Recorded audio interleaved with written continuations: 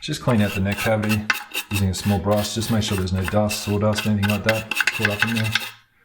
And just check the back of the neck as well, the heel.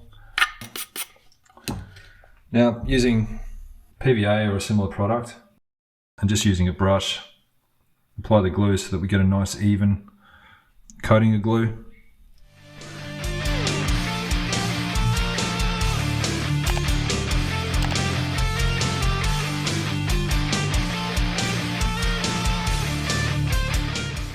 Then apply some to the heel.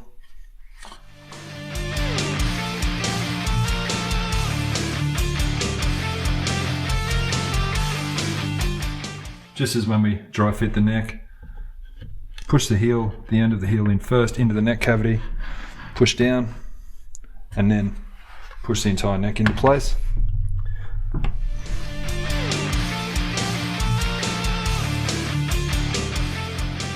Taking 2 clamps, clamp to the heel of the neck and the underside of the body.